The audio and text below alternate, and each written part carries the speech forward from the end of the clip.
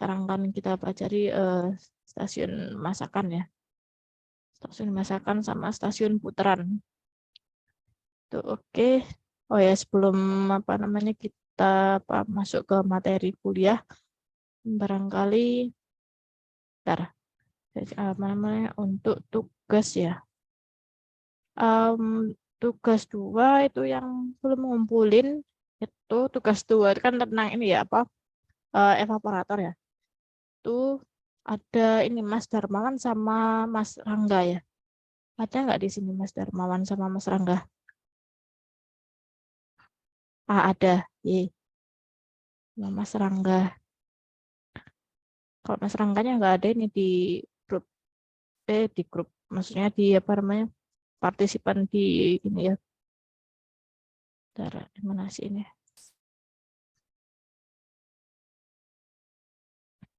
Wan, tugas 2 ring. Oke, tugas 2 kemarin itu kan kita bahas tentang ini ya perhitungan neraca di evaporator single effect di Chinkoplis ya. Tuh. Ini ada kayaknya ada beberapa yang sudah saya kasih komen ya. Karena mungkin belum ada. Titit. Ada. Ah, ini baru ngumpulin Mas Darmawan ya. Oke. Terus Mas Rangga belum ngumpulin ya. Ditunggu ya apa namanya ngumpulin di ini tugas 2-nya. Gitu.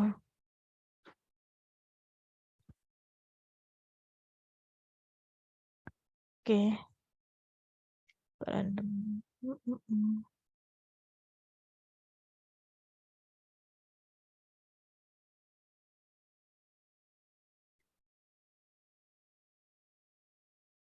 Nah, ini yang punyanya Mas Hilmi Abdul Hadi. Coba kita lihat. Oh, enggak ada Masnya. Oke, Masnya enggak ada ya, tapi enggak apa-apa dicoba apa saya coba ini ya pas untuk 84.1. Itu kan fit yang masuk ya. Itu laju alirnya 4.535. Ini enggak ada apa namanya bagan atau diagram alirnya ya. Nanti kalau misalnya ada ujian barangkali ya, keluar di ujian saya itu ditulis dulu ya untuk bagan atau diagram alirnya. Itu. Ini larutan yang masuk itu fraksinya salt solution ya, 2%. Tuh, dengan T masuknya itu adalah 311 Kelvin. Oke. Terus kemudian akan dinaikkan ya konsentrasinya menjadi 3%. Terus kemudian evaporasinya itu berjalan secara atmosferik, pressure-nya atmosferik ya. Terus kemudian A-nya atau luas area dari evaporatornya adalah 69,7. Ini langsung masuk ke neraca massa ya. Oke, nggak apa-apa nanti apa namanya ditambahkan untuk bagannya ya. Tuh, terima kasih Hilmi. Oke, kita nyoba Mbak Clara. Hmm, ini udah ini ya, ditulis bagannya untuk yang masuk sama keluar ini F-nya udah diketahui ya. Terus kemudian XF, T0, XL-nya ya atau fraksi liquid ya, yang akan di apa pekatkan ya 0,3 ya. T1 A-nya ya, CP-nya asumsinya 4,1 ya. Karena dia nggak pakai CP-nya air ya. Tuh, nanti tanya ini ada L, V, sama S sama U-nya. Oke, kita hitung dulu untuk neraca massa secara overall ya. Itu kan fit sama dengan L ditambah V. Di fit yang masuk itu sama dengan yang luarannya L sama V-nya ya. Kemudian untuk komponennya ini ya F, XF sama dengan L dikali XL-nya, terus kemudian V sama YV-nya. Setelah itu kita masukkan semua data-data yang telah diketahui ya dengan notasinya masing-masing. Tuh, masuk ini L, terus kemudian V-nya. Nah, kita sekarang untuk mencari S-nya, berarti kita butuh data ini ya, lambda ya. Lambda pada masing-masing suhu. Ini kan datumnya kan T100 ya, sama yang T ini ya, T1-nya 380. Tuh, ini diketahui berarti apa namanya, lambdanya ya. Dari tabel A2 di stem tabelnya di Jenkoplis. Kemudian untuk mencari S-nya, ini kan ada di persamaan 84.7. Untuk ketemu S-nya. Sekian ya. Rate atau laju alirnya dari stemnya. Setelah tahu S-nya, kita hitung untuk Q-nya. Oke, Q-nya udah sekian ya, 1800.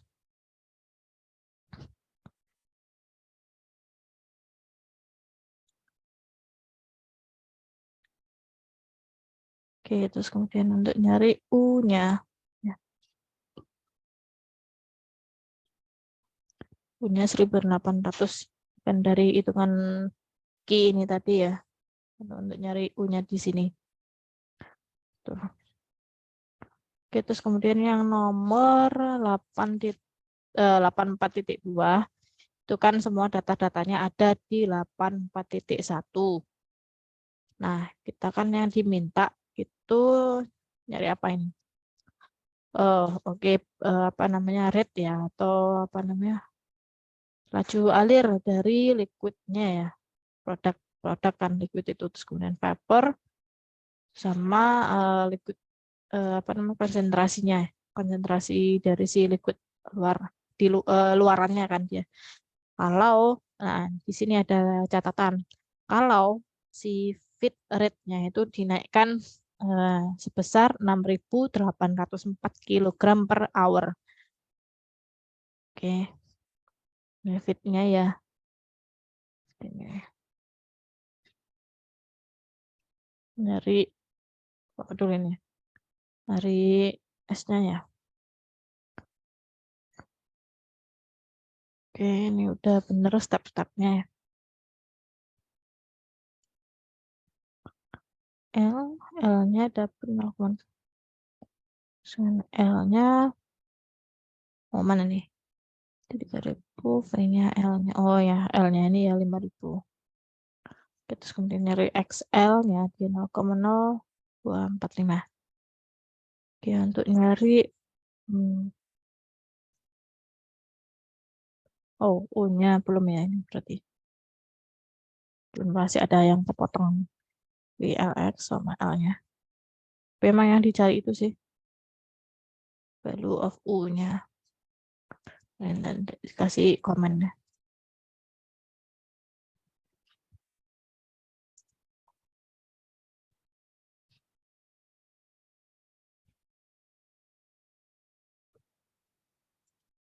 Oke. Oke, kita lihat dulu ya, ini tadi 2 udah oke, tadi kalau yang tadi siapa tadi, Mas siapa? Remi ya, tadi belum dibuat untuk diagram alirnya ya. Oke, ini saya coba apa namanya lihatkan ini pengerjaan untuk 84.1. Oke.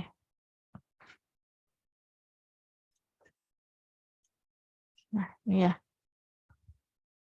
Oke, 84.1 itu kan dibuat apa namanya diagram alirnya dulu ya, dan kemudian diisi semuanya untuk semua permintaan yang diminta ya. Permintaan yang diminta maksudnya apa namanya yang diketahui ya, apa aja itu fitnya berapa, terus kemudian untuk nilai V-nya ya atau T-nya di favor itu berapa, kemudian untuk apa namanya L-nya ya apa. Nah, ini ketahui CP-nya.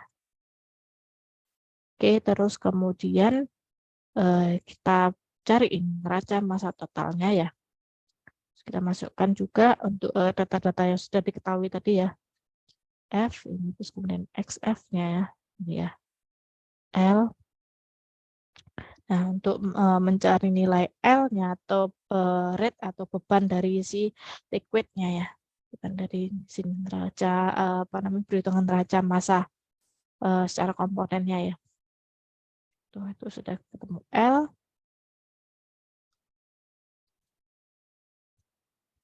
Oke, terus kemudian kita nyari V-nya. Jadi kalau V itu kan sisanya dari selisih dari F dikurangi L ya. Temulah si V-nya adalah 1511 ya. Oke, ini L sama V-nya.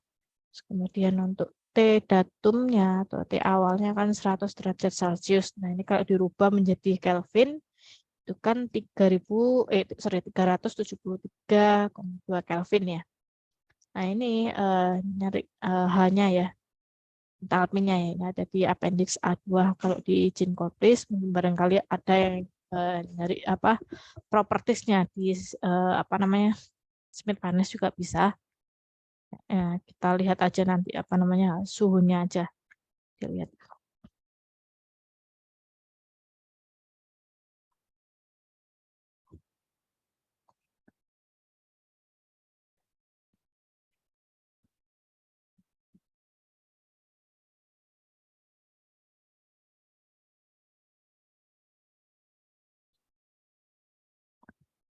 Oke.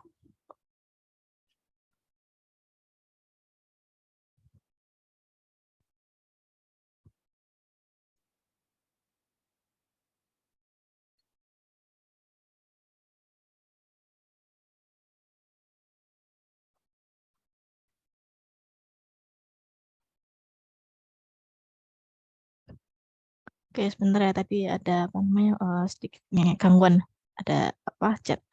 Oke, kita lanjut ya. Ini kan kalau misalnya kalian ada apa dari kalian yang ngerjain ini dari appendix, mungkin dari Smith-Vaness juga bisa. Mungkin kayaknya ada selisih tapi sedikit sih selisihnya untuk apa komanya aja. Gitu.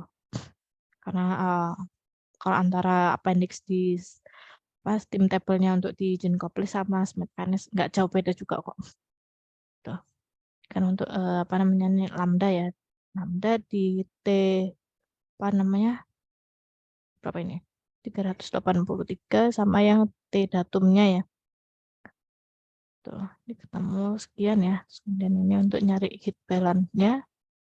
Ini buat nyari S-nya ya. Kan ada di persamaan 847 ya.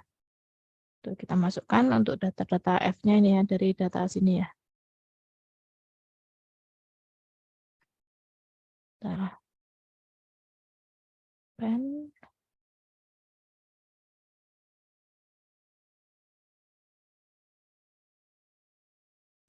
Nah, dimasukkan ya data-datanya. Kan HF itu kan yang CP-nya itu ya. Terus kemudian nih masukkan S. Ini kan S-nya segini ya. 230 ya S. Tuh. Kemudian ini apa namanya dapatlah nilai S-nya besar 2049. Oke, terus kemudian kita nyari Q-nya. Yaitu kan lambda S, dikalikan S-nya ya. Lambda S-nya itu kan ini ya. Ini ya. Itu lambda S yang di T383. Karena kan di steam-nya kan dia TS-nya kan, T steam-nya. Oke, terus dan kita masuk yang S-nya tadi ya ketemu rate 2049 kg per hour ya. Oke. Kemudian ini di buat konversinya kan apa namanya 1 joule ya. Sama 1 kilojoule itu kan 10⁻³ sini.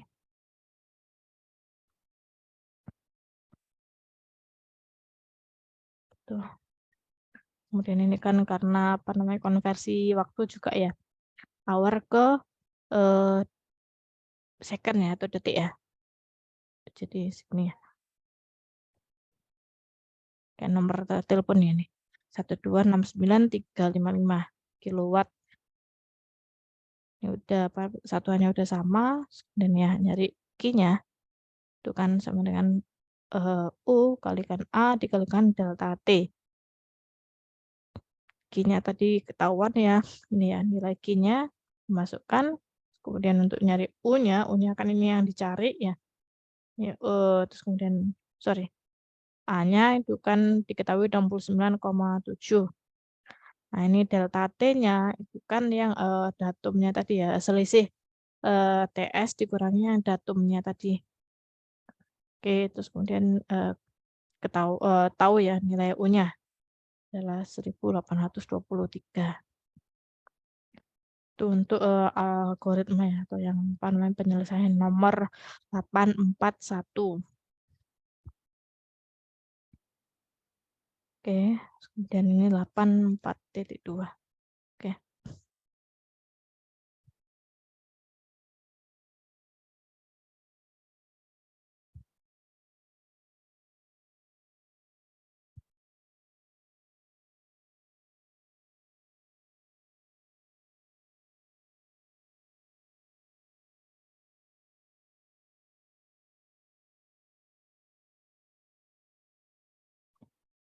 Mungkin barangkali ada yang mau dicatat atau di screenshot ya. Nanti ini saya kasih untuk apa namanya penyelesaian 84.1 sama 84.2. Oke, sekarang yang nomor 842. Nah, 842 itu kan dia apa namanya dengan data-data yang sama ya di 84.1 tadi ya. Oke, use the same area value of U steam pressure ya, evaporator pressure and feed temperature as problem ya. Dan kita diminta untuk ngitung berapa sih beban ya atau laju alirnya dari liquid dan vapor ya, yang keluar ya. Dan apa namanya konsentrasi dari liquidnya ya. Kalau misalnya apa namanya feed rate-nya itu meningkat ya. Jadi 6.804 gitu, kilogram per hour. Oke, kita tulis untuk data-datanya berikut ya. F-nya sekian. Ya, untuk data-datanya apa diagram alirnya sama seperti yang di nomor 1 ya. Hanya aja ini yang ada yang berbeda atau diganti ya. Tuh.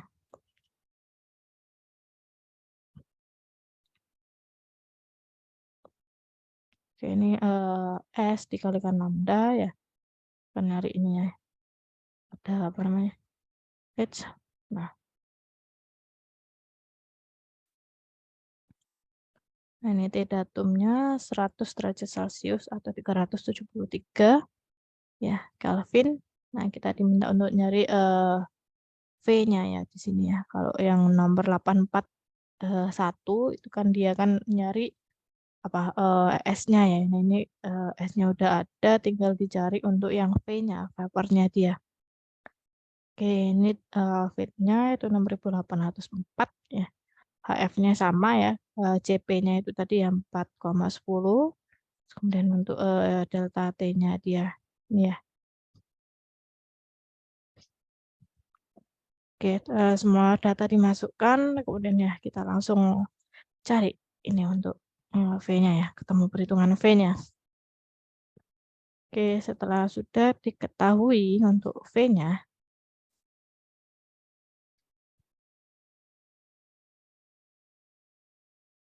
kita nyari untuk L-nya. Sini. Masuk ke persamaan raca massa yang total ya. L ya, jadi ini kan F dikurangi V-nya. F-nya tadi kan dengan F yang baru ya, 6.804. Terus kemudian dikurangi nilai V-nya ya, 1.255. Oke, ketemulah L-nya dia. Sekian ya.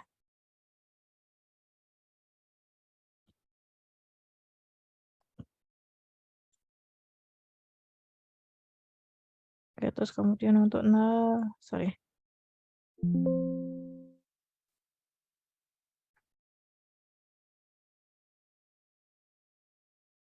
Mana ya?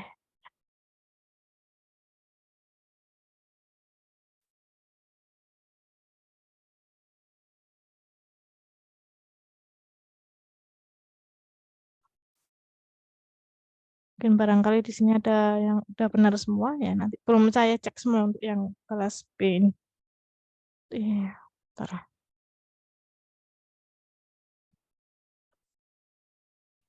Yang saya lihat biasanya ini sih step-stepnya dia ya. step-stepnya. Kalau memang udah apa namanya oke, jadi apa namanya? Nanti saya lihat untuk nilainya dia. Oke.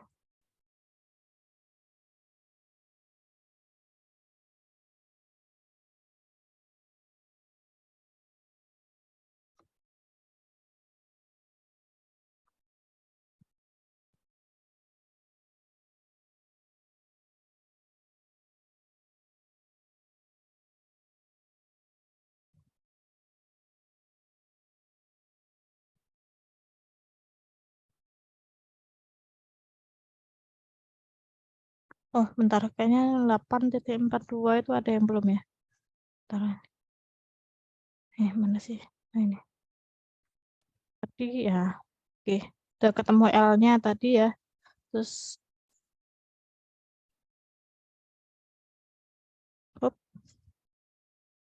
Nah, ini nyari neraca komponennya untuk nyari apa namanya konsentrasinya. Konsentrasi atau fraksinya dari apa namanya liquidnya ya. Dari persamaan neraca massa yang komponen ya. F dikali XF sama dengan V YV ya. Ditambah L dikali XL-nya. Tadi F-nya ketemu sekian ya. Ada XF-nya tadi kan 0,02 ya. Karena akan menggunakan yang sebelumnya. Tuh, terus kemudian ini ya 5.548 ya. Oke, terus kemudian 1000 sorry ini kan untuk ini ya ketemu F-nya ini ya. Terus kemudian untuk nyari XL-nya dia. Oke, maka untuk tadi ya ketemu U-nya.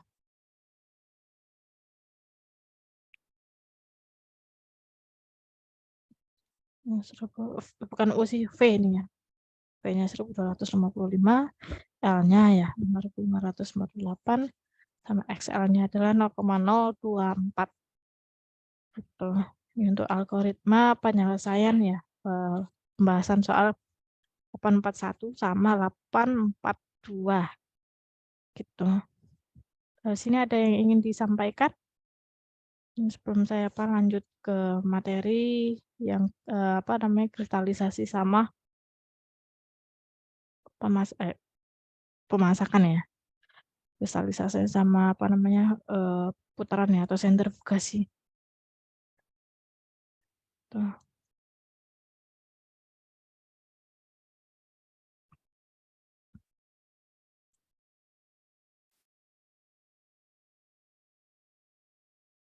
Oke, ini ya. Oh ya, saya sebelumnya mohon maaf ya sama apa teman-teman di kelas pula ini ya. Bentar. Masih kelas B. Itu udah. Oke, apa namanya? Yang tugas tadi Mas Darmawan udah submit tugasnya, terus yang Mas Rangga ini belum.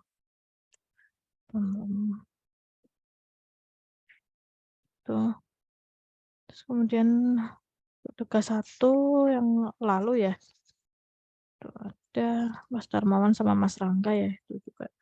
Mas Ahmad Watsik ya. Terus kemudian Mei Sandi ya sama Michael ya. Tuh kok enggak ada di tugas 1. Oke, udah nggak apa-apa. Ya, Mas Darmawan, ada yang ingin disampaikan?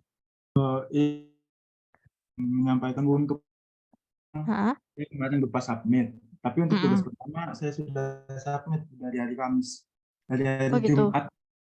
Wait. Pagi Ya buta udah. kan. Satu ya. Oke, bentar tugas 1 ya lihat. Ini tugas 1. Itu kos.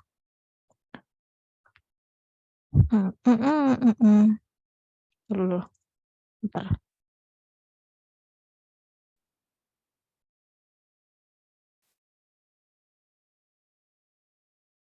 Oh ya, udah. Oke. Oh ya udah. Oke, si Mas Rangga ya berarti belum sama Ahmad Watsik ya. sama Meisandi mana? Oh, ada Meisandi. Udah. Iya. Ini kayaknya saya yang ini deh. Soalnya ada yang plastik ya. Bentar. Kebiasaan ngomong bahasa Surabaya sih. Ada ini Meisandi. Nah ini juga sama soalnya ownernya sama ya. Tapi namanya si Mas Ahmad Sik ya. Oke, gak ada masalah berarti ini. Oke. Ininya apa namanya ownernya ya. Udah, oke. Tuh, kita lanjut lagi aja di PowerPoint yang untuk kuliah. Nih, pertemuan keempat. Ya. Mungkin saya belum upload ininya ya, apa materinya ya. Karena saya baru buat materinya ya, tentang unit kristalisasi sama sentrifugasi. Jadi tadi mungkin barangkali pas waktu masuk di Zoom ya, saya apa namanya tampilkan apa namanya tentang di pabrik gula itu kan ada salah satunya ya dari stasiun penguapan ya atau evaporasi. Nah, itu kan nilainya sudah pekat ya dengan kepekatan tertentu. Ada mungkin 80%-an ya. 80 sampai 89%. Nah, itu kan masuk sebagai feed-nya di stasiun kristalisasi.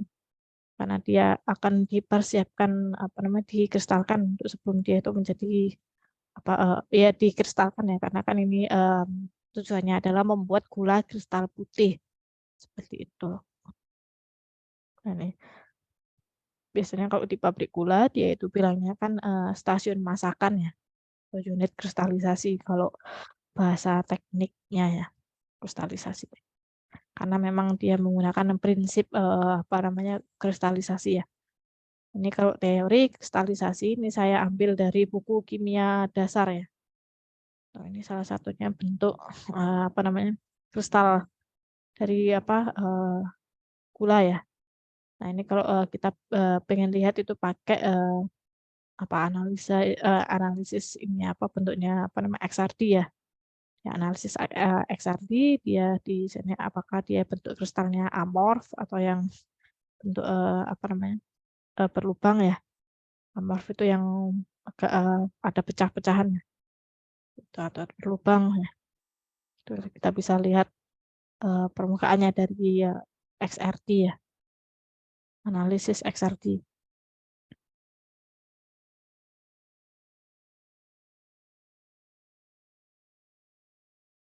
Ya. Nama analisisnya XRD. Nah, ini proses kristalisasi itu adalah proses ya di mana partikel solid itu terbentuk dari suatu fase yang homogen. Nah, ini beberapa contoh-contoh dari kristalisasi itu sendiri ya. Ada pembekuan air jadi es, ya itu kan kristalisasi dia. Kemudian salju ya, di ya di luar negeri ya atau di Amerika di daerah apa namanya daerah yang memiliki ini musim winter ya. Tuh, terus kemudian pembentukan partikel solid dari suatu leburan. Ya. Kemudian ini beberapa faktor-faktor atau parameter ya yang mempengaruhi terbentuknya inti kristal itu sendiri. Nih, kondisi lewat dingin larutan, ya, terus kemudian suhu, sumber inti kristal, ya, kondisi lewat dingin dari larutan. Jadi kalau misalnya apa misalnya ini kan salah satu contohnya adalah sugar ya atau apa namanya nira ya. Dia semakin dingin itu larutannya itu untuk melakukan induksi atau apa namanya masuk ya itu akan semakin pendek. Terus kemudian suhu ya sama aja ya hubungan kondisi laut dingin sama suhu ya. Kalau penurunan suhunya itu akan menginduksi pembentukan kristal secara cepat ya. Kemudian sumber inti kristal. Kemudian ini tergantung juga sama kekentalan atau viskositas. Kalau misalnya apa namanya viskositasnya itu meningkat akibat menurunnya suhu dan meningkatnya konsentrasi larutan, ya proses pembentukan inti kristalnya itu akan terbatasi. Ini saya lihat dari buku kimia dasar ya. Saya copy paste dia dari buku kimia dasar. Tuh, terus kemudian kecepatan pendinginan sama agitasi atau pengadukan ya. Atau adanya bahan tambahan atau pengotor. Tuh. Ini kalau industri kristalisasi tentu saja salah satunya ini kan di pabrik gula ya. Tuh dilihat rendemennya, terus kemurniannya ya, kemudian bentuk sama ukuran yang diinginkan produknya itu kan kalau kita kan gula pasir ya, bentuknya kayak kristal-kristal gitu kan. Tuh, ini juga lihat dari data kesetimbangan fasenya, padat cairnya. Nanti kalau misalnya ini kuliah di OTK 2 ya, OTK 3 sih, OTK 2 biasanya itu kalau ini ya panas ya, kalau OTK 3 itu kan yang ini kristalisasi mungkin lihat ada di Jinkopis itu salah satunya atau di buku McCabe ya. Ini kan ada kesetimbangan fase ya, padat cair. Tuh. Terus kemudian ada keseragaman ukuran. Nah, ini ada tahapan kristalisasi.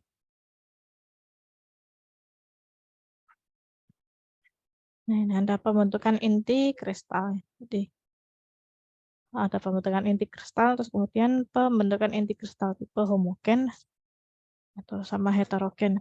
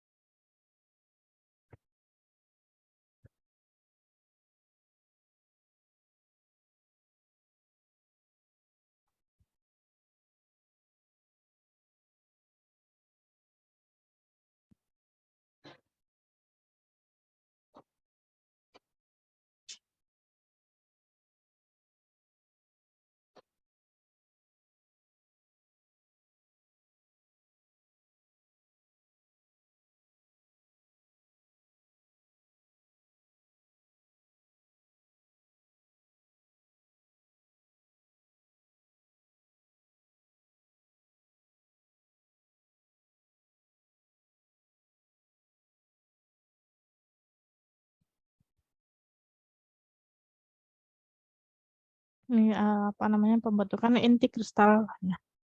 Itu homogen, heterogen sama sekunder. Ini untuk kristal-kristal yang terbentuk ya ini. Dilihat untuk kristal NaCl atau tumbuh garam ya. Kalau larutan NaCl. Kalau kristal itu dia lebih kalau bahasa Jawa ya raket-raket ya, lebih berdekatan seperti itu. Sedangkan kalau yang udah dalam bentuk larutan itu dia molekul-molekulnya itu memisah ya. Gitu.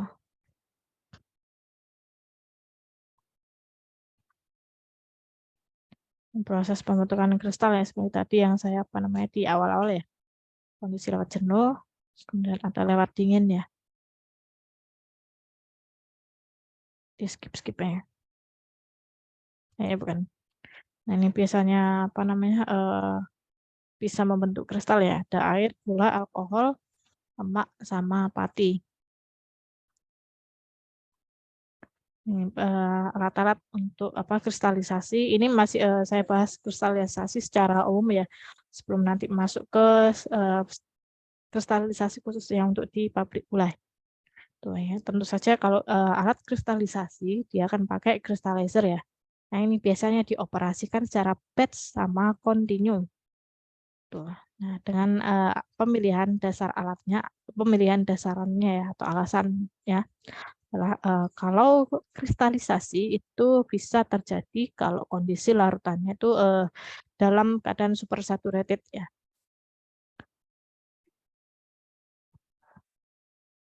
Ini kalau misalnya Ada satu untuk mendinginkan larutan tanpa penguapan. Yang kedua itu menguapkan solvent dengan sedikit atau tanpa pendinginan. Yang ketiga yaitu kombinasi pendinginan dan evaporasi ya.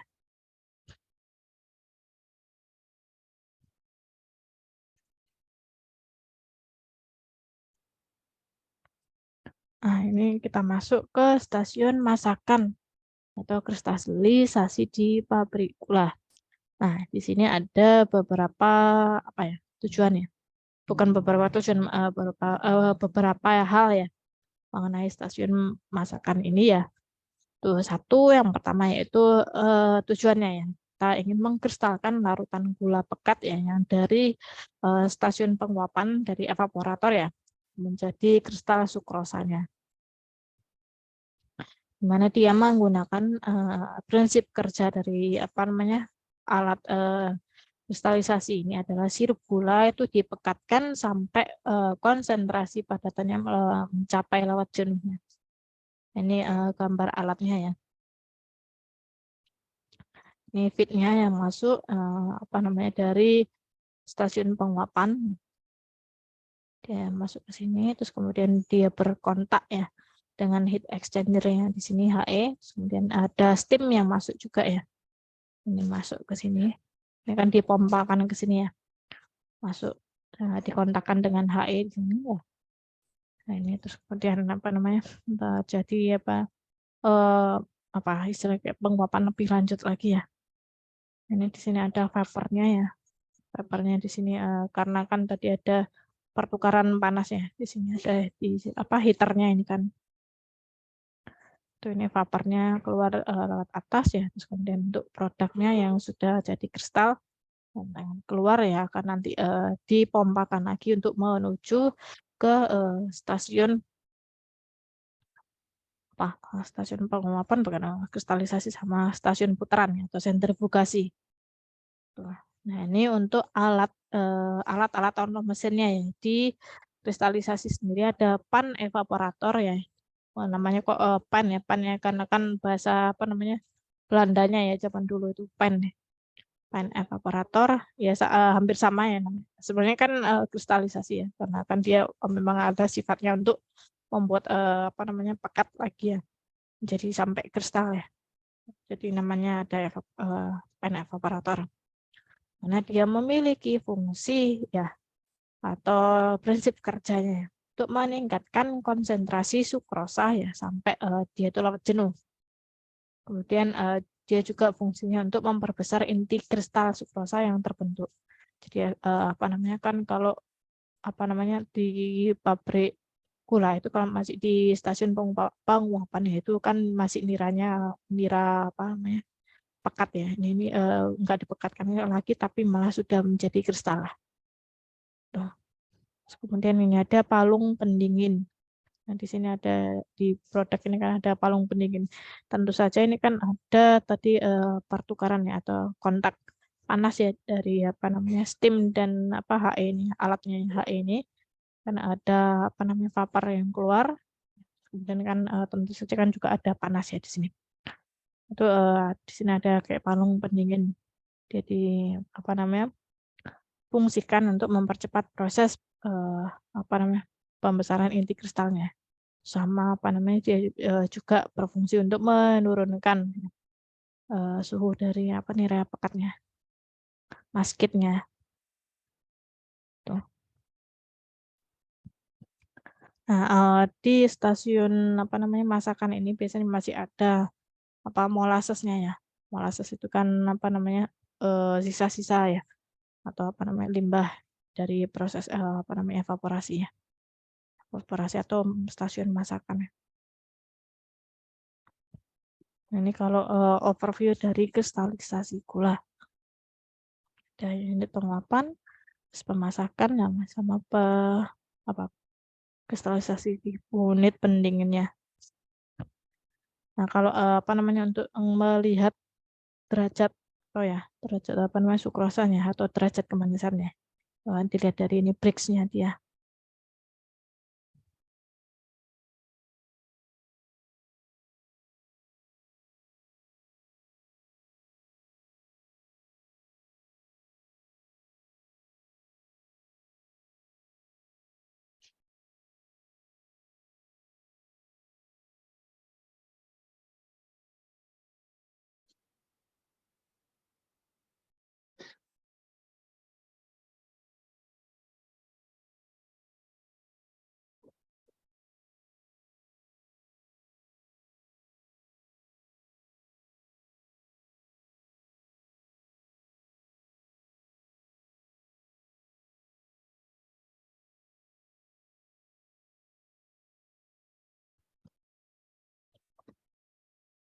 Oke.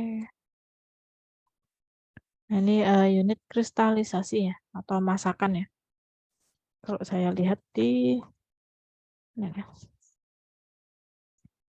Mungkin ada gambarnya, ada papan masakan 1, 2, sama 3 ya. Ini NK, ini nira kental ya, masakan A, C, sama D. Nah, ini sama ya seperti di evaporator ya. Jadi dia itu apa namanya, untuk masakan 1 sama 2 dan 3 itu berbeda, memiliki beda ini dia fungsinya dia. Nah, biasanya untuk di 3 fungsi tadi itu nanti ada produk yang dihasilkan ya dari masakan. Misal kalau yang di 1 itu nanti gula kristal putih dengan eh, derajat atau apa namanya, kualitas ya. Kualitas 1, kualitas 2, sama apa namanya, kualitas yang 3. Tuh.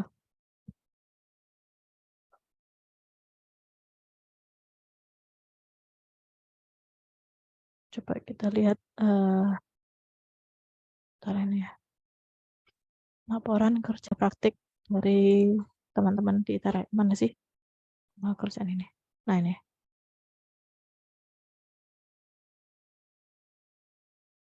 Laporan kerja praktik. Ini sugar bean ya. Ini kalau udah jadi gula ya. Gula apa namanya, pasir ya.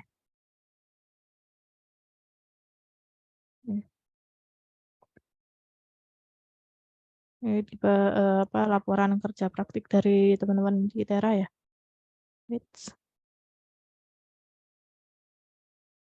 Ini di pabrik PSMI ya. Pemuka Sakti Indah Manis ya.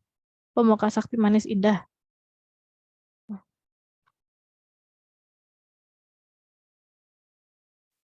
Ada beberapa gambar-gambar.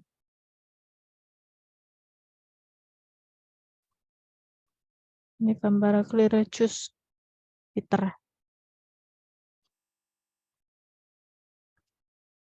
Ini evaporatornya, multiple effect evaporator. Dia tipenya paling film, kalau nggak salah dia.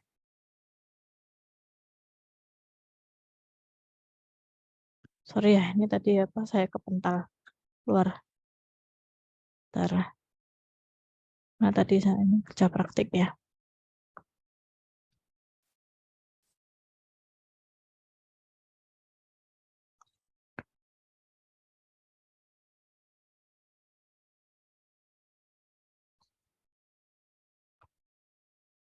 Ini evaporatornya. Gambar evaporator.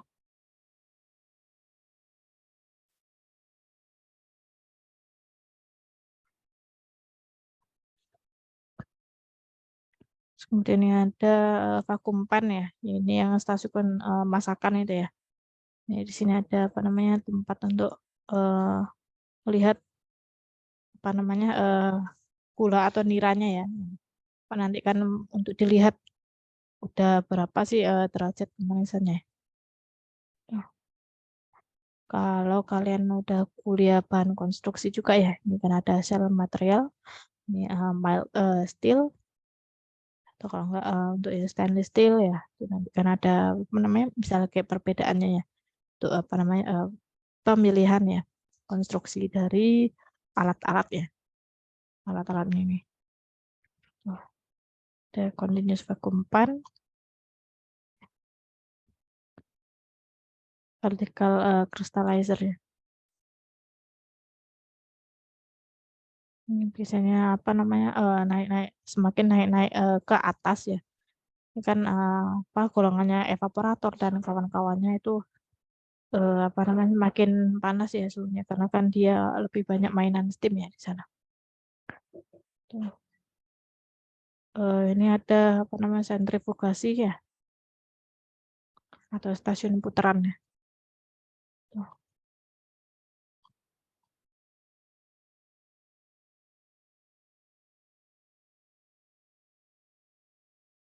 Karbonator ya, ini apa namanya, mungkin apa, udah ditambahkan apa namanya, susu bukan susu kan, susu kapur, bukan susu kapur ya, karbon ya.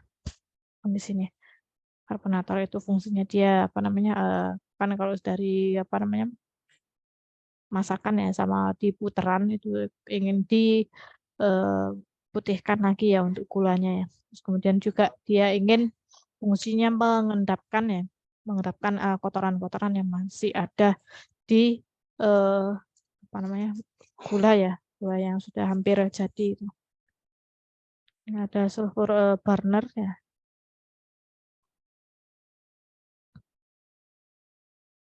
Ini filter pas untuk blotong ya, untuk limbah padat ya, bentuk selarinya. Ini sugar bean tuh.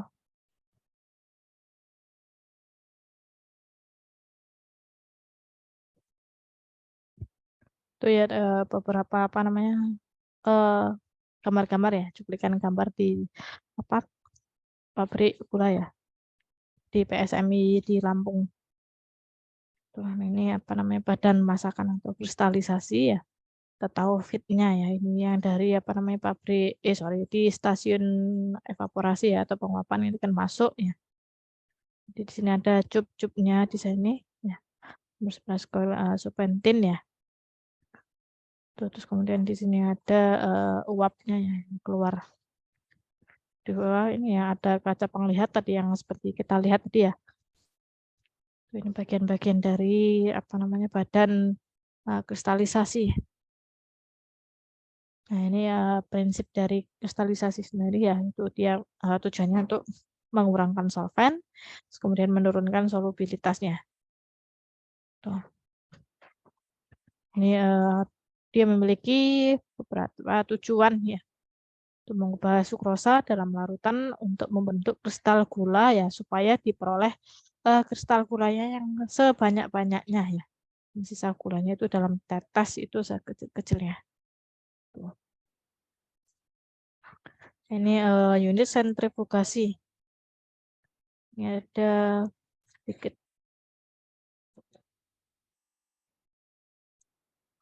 Bentar, nggak bisa main ya.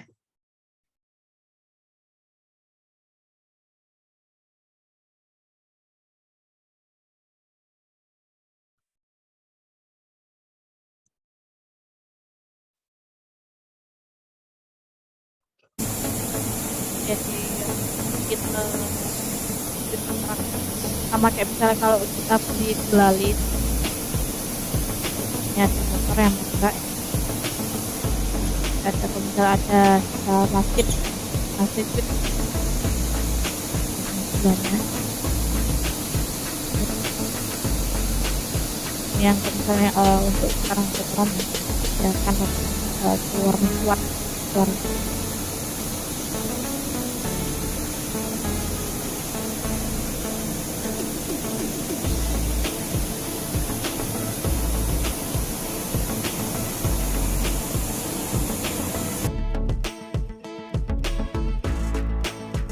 kan dia menggunakan prinsip sentrifugasi apa ya, nah,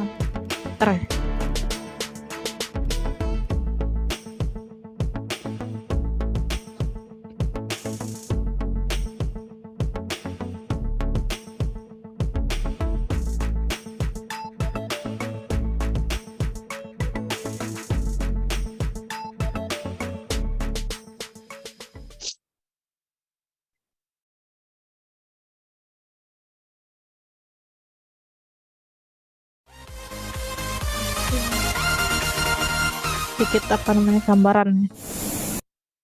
Nah, stasiun putaran atau sentrifugasi.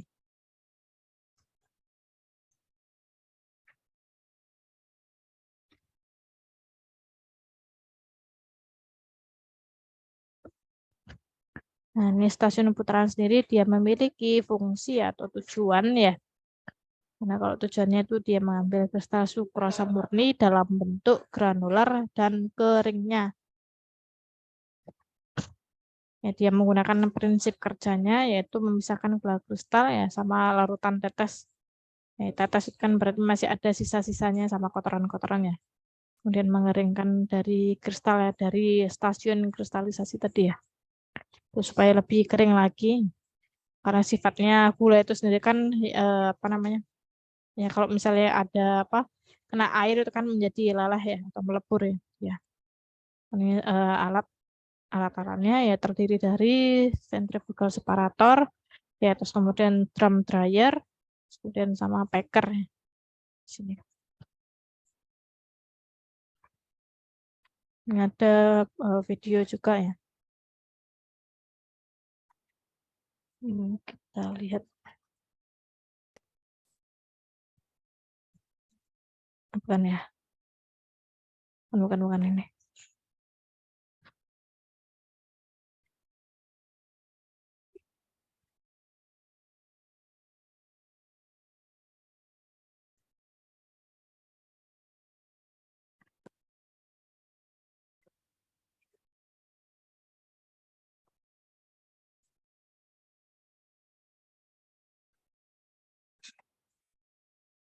Ini tentang sentrifuga. Ya, kok malah iklan. Aku pilih yang Oke deh. cool. Apapun kegiatannya, ademin aja. Matiin listrik demi hemat. Tahan panas demi hemat. Gerah-gerahan demi hemat.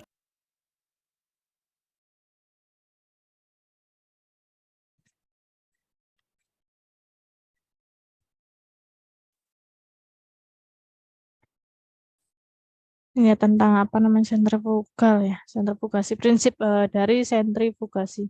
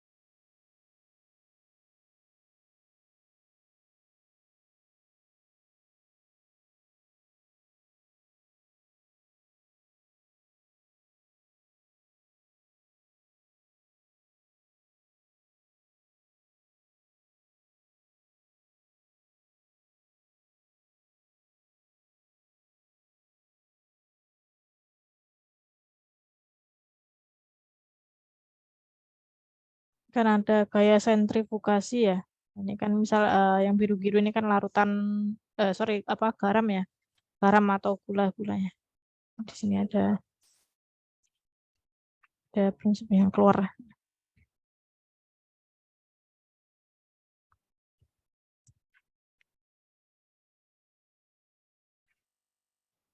Ada misalnya dia muter ya. Itu kan.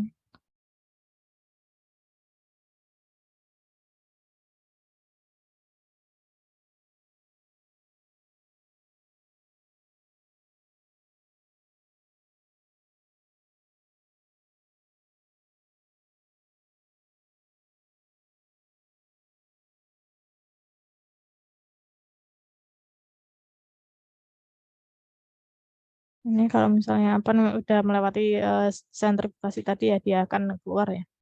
Ini nanti yang akan ditangkap ke silo ya. Ada silonya dia.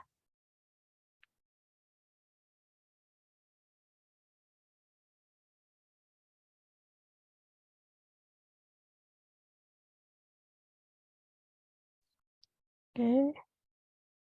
Kita lanjut lagi. Sentrifugasi tadi ya. Alat-alat mesinnya ada centrifugal separator. Ya. Atau biasanya ini apa namanya kuring. Ini kalau di apa namanya pabrik gula itu namanya ya. Pemisahannya. Ini kan dia tadi kan puter ya. Taruh ke sana. Ini lubang saringan ya. Centrifuge atau putarannya dia. Larutan yang keluar dari putaran ini kan apa tujuannya pengen menghilangkan benar-benar hilang untuk larutan larutannya yang hilang ya. Dia benar-benar jadi kristal yang apa namanya kering. Tuh, ini permisahan kristal gula dengan molasesnya yang terdapat pada masket ya. Dia menggunakan prinsip sentrifugasi.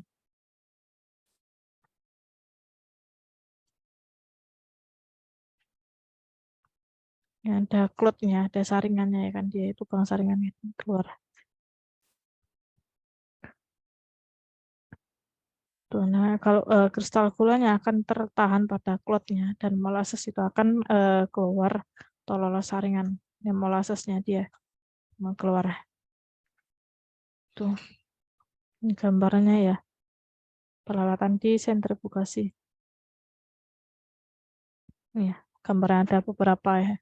Mesin sentrifugasi yang nanti kalau misalnya apa tapi di pabrik gula mungkin barangkali ada apa SE ya atau studi ekskursi atau mungkin PKL ya kerja lapangan atau mungkin kunjungan ke pabrik gula ya tuh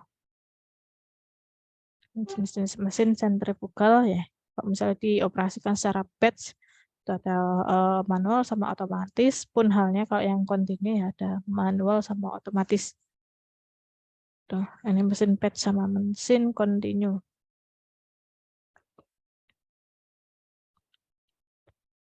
Ini saya ambil dari buku Pentara Sugarcane ya, tapi bukan punyanya Hugot.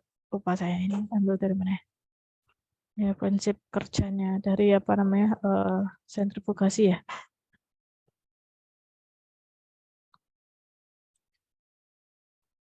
Tuh, udah. Mana nih? Parameter mesin apa sentrifugasinya itu ya.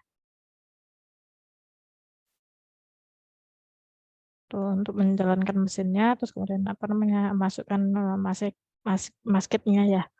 Kemudian mengatur RPM atau apa namanya kecepatan putarnya dia. Kemudian nutup valve-nya ya. Kemudian kecepatan mesinnya dilihat ya berapa sih. Kemudian ditambahkan air. Nah, tujuan penambahan air di sana itu memang untuk ini sih apa pencucian ya. Karena mungkin barangkali kan namanya ini kan produk pangan ya. Produk pangan itu kan harus bebas dari pengotor ya. Terutama apa namanya atau impuritas yang masih terikut di dalam apa namanya gula itu.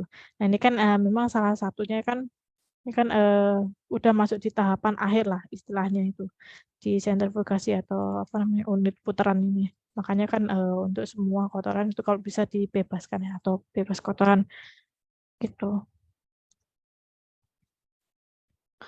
Oke, sampai sini ada yang ingin didiskusikan? Ya, sebentar.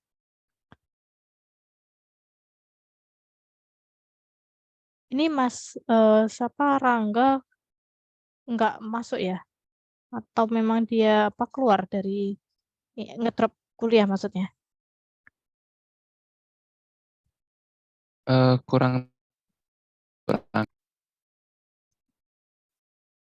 Hmm. Oh, oke. Soalnya kan kalau misalnya ini kan saya 5 pertemuan ya, ini kan udah minggu keempat.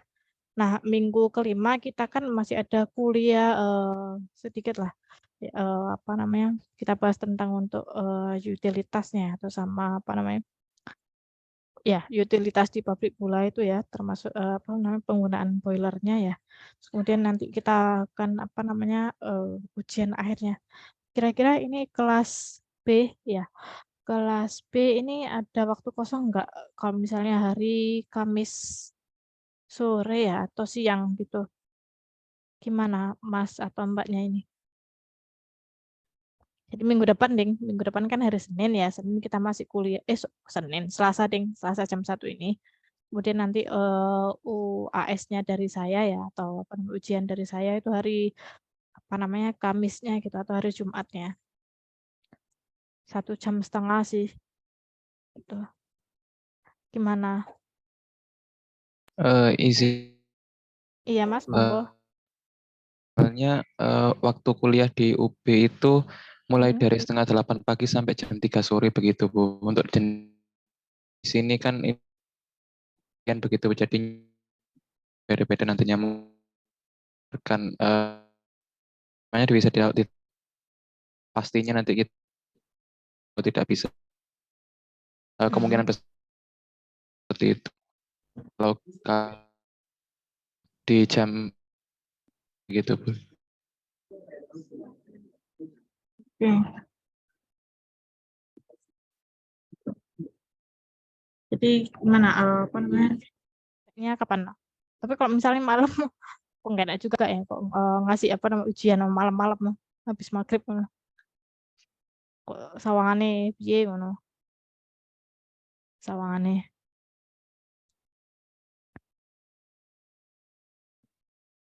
Ujian.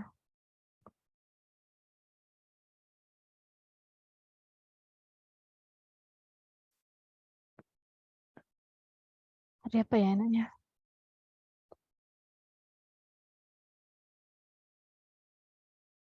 Kamis atau Jumat ya?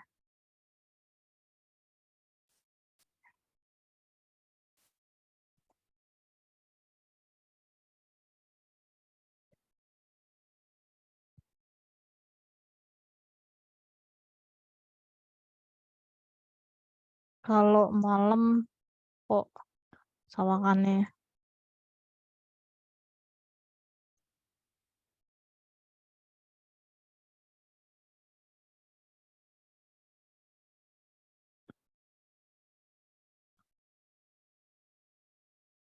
gimana? Kalau misalnya Gitu, Bu. Iya? Izin menjawab lagi Bu. Mungkin waktu siang atau sorenya bisa langsung dipastikan begitu Bu. Kami nanti akan menyesuaikan jadwalnya Bu Denis begitu Bu. Oke. Oke, nanti nyuwun tolong ya Mas Royhan ya. Iya Bu. Diberitahukan ke saya ya. Minggu depan ya, di minggu kelima. Jadi setelah kita kuliah ini kan hari Selasa ya. Mungkin hari Kamis atau Jumatnya. Tuh, Iya baik Bu. oke, siap. Matur nuwun nggih, Mas Royhan ya. Iya Oke, terima kasih kembali Bu. Oke, barangkali ada yang ingin disampaikan ini kelas B ya.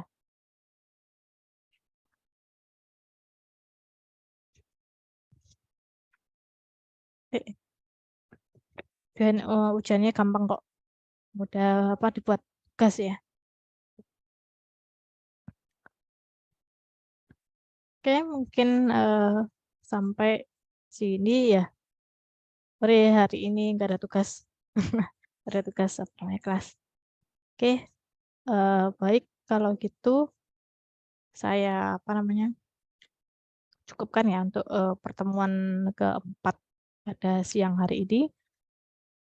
Kita ketemu lagi minggu depan ya, minggu kelima ya. Kemudian kita ujian. Oke, selamat siang. Wassalamualaikum warahmatullahi wabarakatuh.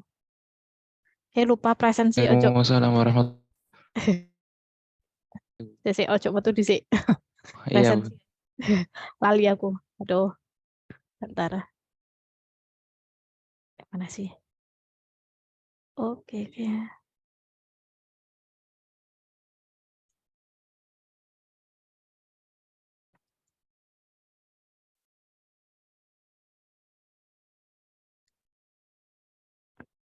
Response.